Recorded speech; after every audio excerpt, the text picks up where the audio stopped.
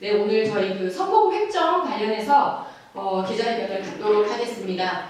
오늘 저희가 지금 선거구 획정이 발표된 지가 바로 하루 이틀 정도 지났는데 이에 대한 저의 의견을 말씀을 드리도록 하겠습니다.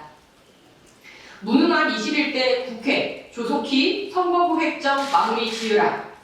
제21회 국회의원 선거 예비 후보자 등록일이 나흘 앞으로 다가온 가운데 아직도 선거구 획정이 확정되지 않아서 해당 지역의 유권자와 또 입후보 예정자들은 참정권과 또 피선거권을 심각하게 훼손당하고 있습니다.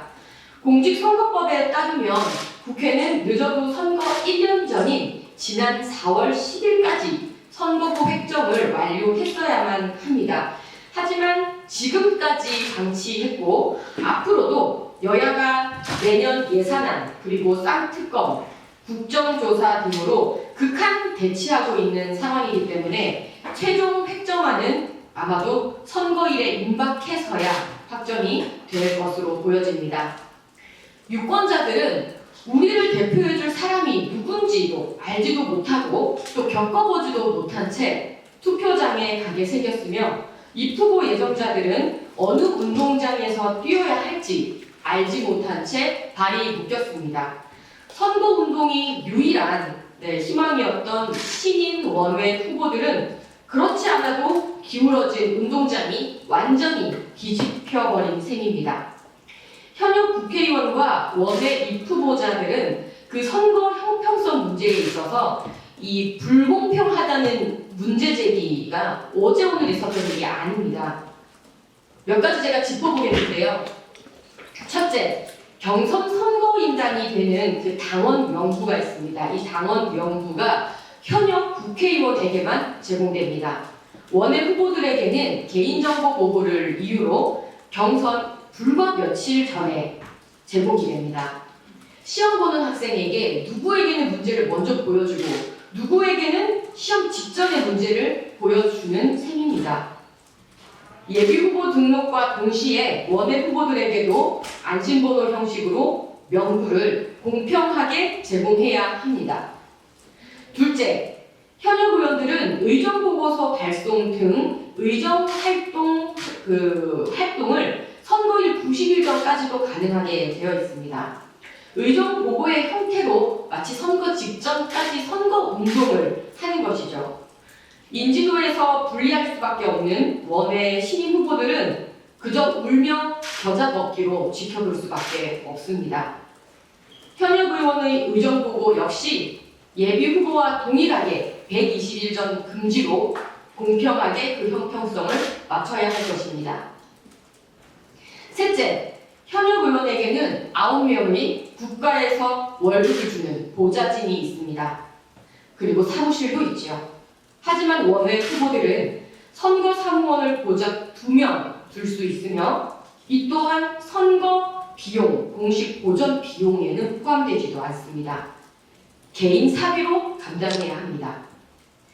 사무실 임대료 역시 마찬가지입니다. 개인 사비로 모두 해야 되고 공식 선거 보전 비용에 포함되지 않게 되어 있습니다. 예비 후보 등록일부터 이 임대료, 인건비, 이 모든 비용이 공식 선거 비용으로 보전받을 수 있도록 바뀌어야 합니다. 네, 이렇듯 현역 기득권 중심의 기울어진 운동장에서 선거를 치르게 하면서 기존 정치권은 경선이 마치 만연 공정한 게임의 룰인 것처럼 포도하고 있습니다. 들여다보면 이것은 출발선부터 불공정한 최악의 불공정 게임입니다. 하지만 늘 원외의 목소리는 묵살되고 원외였던 사람이 현역이 된다고 해도 또 그 목소리는 쏙 들어가고 말죠. 그러니 무능하고 뻔뻔한 이 국회는 계속 반복되는 것입니다. 여기에 더해 이 선거구 획정까지 미룰 대로 미루면서 뛸 운동장까지 알려주지 않는 것은 불공정을 넘어서 그 뻔뻔함에 기가 막힐 노릇입니다. 모든 국민들께 이 사실을 알려야 하고 그리고 그 국민들께서 지켜봐 주시며 판단하실 것이라 믿습니다. 이에 21대 국회는 지난 4월 10일까지 이 처리해야 했던 선거구 획정이 늦어짐에 따라 공직선거법을 위반하게 된 사실을 국민들께 이실직고하고 사죄할 것을 촉구합니다. 더불어 각자의 이익에 몰두하여 수싸움으로 허송세월하지 말고 하루빨리 선거구 획정을 확정지어서 유권자들과 입후보 예정자들의 혼란을 불식시켜 줄 것을 강력히 촉구합니다. 네, 이상 여기까지 선거구 획정에 관련한 기자회견을 마치도록 하고요. 네, 기자님들의 질문사항 있으시면은 네, 받도록 하겠습니다. 우리 더팩트 기자님 또 와주셨는데 혹시 네, 궁금한 거 있으시면 말씀 주세요. 좀 자유롭게 그냥 개인적으로 네. 궁금했던 게 그럼 지금 그 동두천 연천 이쪽 지역이 이제 바뀌었는데 의원님께서 보시기에는 대표님께서 보시기에는 그러면 기존 안대로 계속 가는 것이 옳다고 보시는지 아니면 이게 옳다고 보시는지 그게 좀 궁금합니다. 사실 뭐 누불이라든지 옳고 그름의 문제는 아니라고 생각합니다. 가장 제가 지적하고 싶은 것은 무능한 21대 국회가 할 일을 하지 않았다는 것. 어찌되었던 어떤 방향이 되었던 빨리 결정을 지어달라고 하는 것입니다. 빨리 확정이 되어야 뛸 운동장이 정해져야 거기에서 뛸 것이고 유권자분들도 아 나를 대표하는 사람이 누구구나 알게 될 것이고 판단을 할 시간이 있어야 되는 거잖아요. 근데 지금은 이러지도 저러지도 못하는 상황이기 때문에 이것이 가장 저는 문제라고 지적을 하고 싶습니다. 그러면 이게 선거구 획정 관련된 논란들이 매 선거 때마다 있었는데 사실 이런 것이 반복되고 있는 것들이잖아요. 그러면은 지금까지 전례를 봤을 때는 이번에도 또 이렇게 될 것 같은데 구체적으로 이런 거를 좀 현역 의원들의 어떤 이런 거를 좀 바꾸려면은 구체적으로 어떤 대응책이 마련돼야 될 것인지. 왜냐하면 이번 선거뿐만이 아니고 다음 선거에도 계속 이런 식으로 반복이 된다면 말씀 주신 것처럼 뭐 원외에 계시는 분들이라든지 신인으로 들어오시는 분들에게는 상당히 문턱이 높아지는 계속 그런 상황이 이어질 텐데 개인적으로 생각하시는 그런 대응 방안이 있다면 어떤 게 있을지가 궁금하고 뭐 법적 대응이라든지 뭐 이런 것도 할 수 있는 건지 뭐 이런 것도 좀 궁금하기도 하고. 사실 그렇죠. 이제 이 게임의 룰을 정하는 사람이 현역 의원님들이신 거고, 근데 그 현역 의원들에게 유리한 여전히 그 룰 속에 있는 것이기 때문에 현역 의원님들이 손을 봐줘야 되는 거예요.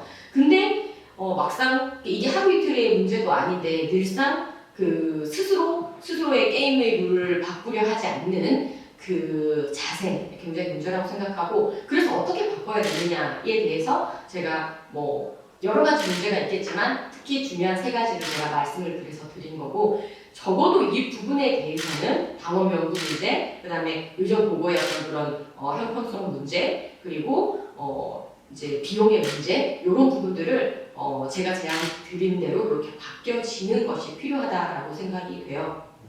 사실 선거법, 그러니까 일명 오세훈법이라고 하는 그 선거법이 얼마나 원외에게 불리한지, 기울어진 운동장인지는 사실 다 알고 있습니다.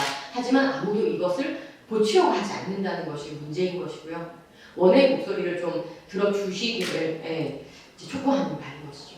마지막으로 그러면 이제 대표님과 같이 원외에서 이제 선거를 준비하고 계시는 그런 분들도 각자의 어떤 불만들이 있을 텐데 가장 큰 불만이라든지 이런 게 뭔지가 궁금해요.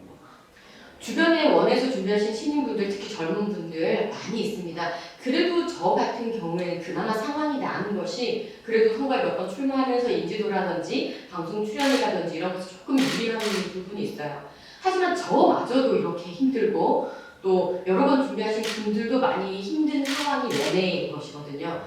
근데 정말 처음 시작하는 신인분들은 또 얼마나 더 힘드시겠어요. 그래서 같이 의견을 하고 있는 원외분들이 굉장히 많이 계시고요. 또 같이 이야기를 나눠봤을 때 이 세 가지가 가장 힘든 부분이었습니다. 네, 감사합니다. 감사합니다. 네, 요 목소리를 좀 많이 들어주셔서 언론에서 이렇게 다뤄주시는 것이 너무 감사드리고, 어쨌든 저희들은 또 힘을 많이 모아서 목소리를 이제 앞으로 계속 꾸준히 낼 예정이니까요. 많은 관심 부탁드리겠습니다. 감사합니다.